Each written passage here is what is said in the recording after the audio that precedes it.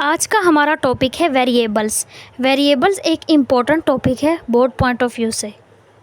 Variables की दो definitions है, आपने इन दोनों डेफिनेशंस को अच्छी तरीके से समझना है। वो क्वांटिटी जिसकी वैल्यू चेंज हो जाए during the execution of program के चलने के दौरान जिसकी वैल्यू चेंज हो जाए उसे वेरिएबल कहते हैं। फॉर एग्जाम्पल, मैंने प्रोग्राम लिखने के दौरान a इज़ इक्वल्स टू 2 लिखा है। 2 की वैल्यू मैंने a को दे दी है। यहाँ पर a एक वेरिएबल है। इस तरीके से हम प्रोग्राम में वेरिएबल को लिखते हैं। प्रोग्राम लिखते हुए कुछ लाइंस के बाद मैंने a इज़ इक्वल्स टू 29 लिख दिया है। यहाँ पर a की वैल्यू पहले 2 थी, लेकिन जब हमारा ट्रांसलेटर पूरे प्रोग्राम को रीड करते हुए आया और उसने देखा कि a इज़ इक्वल्स टू 29 है, यहाँ पर वैल्यू ओवरराइड हो गई है, मतलब पहली वैल्यू ख़त्म हो गई है और a इज़ इक्वल्स टू 29 हो गई है। ये सारा प्रोसेस पहली डेफिनेशन के अकॉर्डिंग है कि प्रोग्राम के दौरान वैल्यू का चेंज होना, वेरिएबल की वैल्यू का चेंज होना। दूसरी डेफिनेशन ये है, variable is a name of memory location. Variable memory location का नाम है। यहाँ पर मेमोरी लोकेशन से मुराद ये है कि वेरिएबल जब भी हम लिखते हैं उसे मेमोरी में लोकेशन मिल जाती है, जगह मिल जाती है। और मेमोरी का मतलब यहाँ रैम है। वेरिएबल को जो मेमोरी में जगह मिली है उस स्पेस का जो नाम होगा वही वेरिएबल का नाम होगा। फॉर एग्ज़ाम्पल, हमारी जो मेन मेमोरी है, मतलब जो रैम है, वो सेल से मिलकर बनती है। उसके अंदर छोटे छोटे सेल्स मौजूद होते हैं। रैम में जितने भी सेल्स मौजूद हैं उन सब का एड्रेस भी होता है, नेम भी होता है और कंटेंट भी होता है, मतलब उनकी कोई ना कोई वैल्यू भी होती है। अब हम लोग देखते हैं कि इन सेल्स में से एक सेल, लेट्स सपोज हम लोग देखते हैं कि जो एक सेल है, इस सेल का नाम होगा A, इस सेल का एड्रेस होगा 2-9A और इस सेल का कंटेंट होगा 2।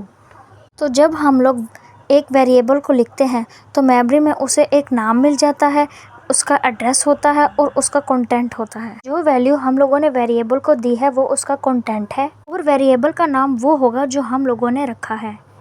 वेरिएबल का एड्रेस हम लोग नहीं देते, वो मेमोरी में खुद ही अलोकेट करता है। अगर हम लोगों ने मेमोरी में मौजूद इस वैल्यू तक पहुंचना है तो हम लोग वेरिएबल का नाम यूज़ करेंगे जिसके अकॉर्डिंग वो हमें उसकी वैल्यू दे देगा।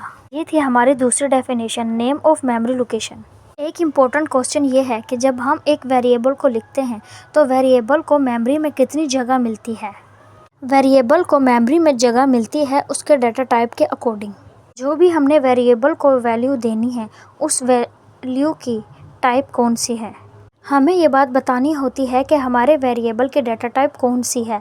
मतलब वो इंट टाइप का है कि जिसमें कोई पॉइंट यूज़ नहीं होता, या फिर वो फ्लोट है जिसमें रियल वैल्यू यूज़ होती है, जिसमें पॉइंट वैल्यू यूज़ होती है, या फिर स्ट्रिंग टाइप की है।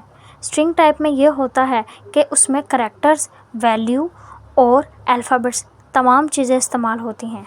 अगर आपको प्रोग्राम में वेरिएबल की वैल्यू लिखनी है, for example a is equals to 2, तो आप लोग इसे इस तरीके से नहीं लिख सकते। सी लैंग्वेज का ये रूल है कि आप लोगों को वेरिएबल लिखने से पहले उसे डिक्लेयर करना होगा।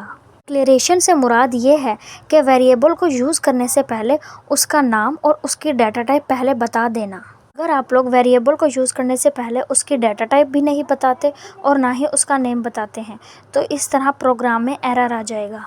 डिक्लेरेशन लिखने का तरीका ये है, सबसे पहले डाटा टाइप लिखेंगे, उसके बाद वेरिएबल का नेम लिखेंगे और उसके लास्ट में हम लोग टर्मिनेटर ऑपरेटर, या फिर इसे स्टेटमेंट टर्मिनेटर भी कहते हैं, ये लगा देंगे। फॉर एग्ज़ाम्पल, अगर हमें किसी वेरिएबल को डिक्लेयर करना है तो हम लोग वेरिएबल की डाटा टाइप और फिर वेरिएबल का नाम लिखेंगे, जैसे कि आप लोग देख सकते हैं यहाँ पर लिखा हुआ है। अब हम लोग देखते हैं वेरिएबल इनिशियलाइजेशन क्या है।